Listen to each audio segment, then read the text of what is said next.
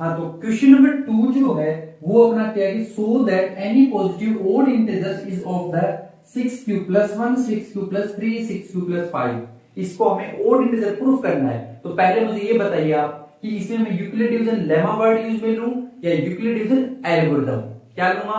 यहां पर प्रूफ करना है इसलिए Euclid division lemma word use में लूंगा। एक बात, दूसरे कॉन्सेप्ट में मैं इसके 4q+1 वाला और 8q+1 वाला क्वेश्चन सोल्व करके दिखाया था, सेम स्टेप्स यूज में लूंगा। कैसे देखो, यहां पर सबसे पहले लिखूंगा let a and b are positive integers. कैसे इंटीजर्स? Positive integers. हो गया। फिर यहां पर लिखूंगा बाय यूक्लिड्स डिवीजन लेमा, है ना। अब a is equal to b q plus r, जहां पर वेयर b की वैल्यू कौन होगी? देखो मैंने कहा था जैसे आपका 8q+1 वाला था, तो यहां पर इसको कहते हैं b, ये q है और ये होता है रिमाइंडर, तो ये इसके साथ होता है, ये q के साथ, तो b की वैल्यू 8 होती है। जबकि हमें इस क्वेश्चन में कह रहा है कि 6q+1 6q+3, तो b की वैल्यू कौन है? ये 6 है, तो यहां लिख दूंगा 6। अगर ये 6 है तो मैंने कहा था कि रिमाइंडर क्या क्या होगा, रिमाइंडर क्या क्या होगा, तो लिखना पड़ेगा सो पॉसिबल रिमाइंडर्स, वो हमारे होंगे 0 से बड़े और 0 के इक्वल r जो है वो b तक। सो r इज इक्वल टू 0 होगा, 1 होगा, 2 होगा, 3 होगा, 4 होगा, 5 होगा, 6 नहीं होगा क्योंकि उससे कम तक होता है। अब केस फर्स्ट बना देता हूं, यहां पर केस फर्स्ट ऐसे लिख सकते हो आप, केस फर्स्ट ना लिखो तो भी कोई दिक्कत नहीं है। If r is equal to 0, क्या लिया? 0, तो क्या आया? Then a is equal to 6q+0, यानी a is equal to 6q लिख दिया। ओके, सेम सिस्टम यहां पर if r is equal to क्या लिया? केस सेकंड, ये फर्स्ट क्या है, यहां पर लिख दो केस सेकंड, तो r इज इक्वल टू 1 लेंगे तो a इज इक्वल टू क्या आएगा? 6q+1। सेम फिर केस थर्ड बना देंगे, केस थर्ड क्या लिखूं? a is equal to 6q+2 जब मैंने लिया if r is equal to 2। Okay, फिर केस क्या बना देंगे? केस फोर्थ बना देंगे जब मैंने कहा if r is equal to 3, क्या लिया? 3, तो a इज इक्वल टू क्या आया? 6q+3 आ गया।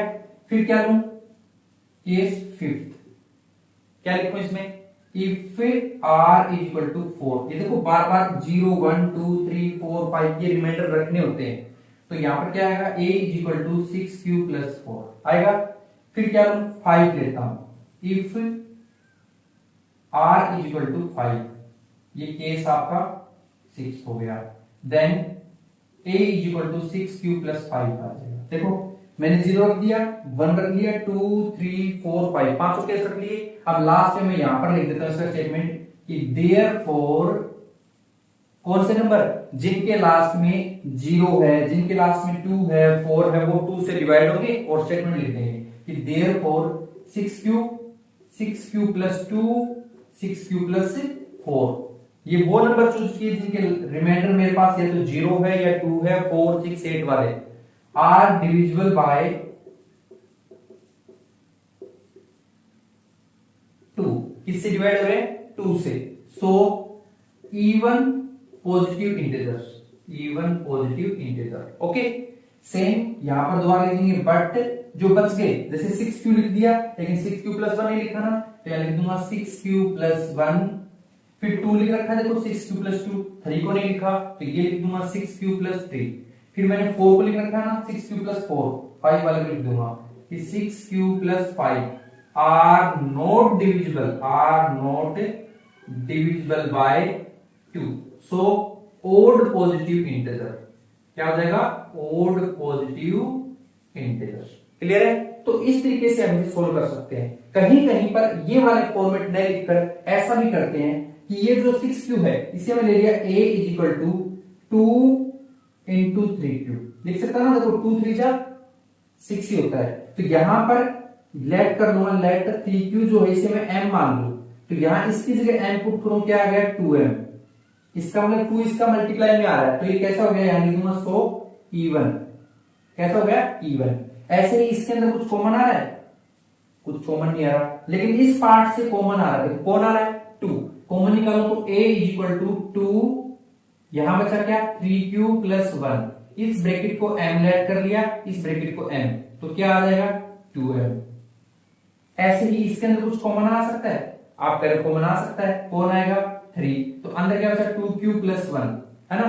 लेकिन जब 3 कॉमन आ रहा है तो 3 वाला इवन होता है ओड, तो वो कैसा होता है? ओड होता है। तो यहां लिखेंगे ओड, यहां पर भी क्या लिखना पड़ेगा? ओड। और यहां पर क्या कॉमन आ रहा है? 2, तो 2 कॉमन निकाल दो, अंदर क्या बचा?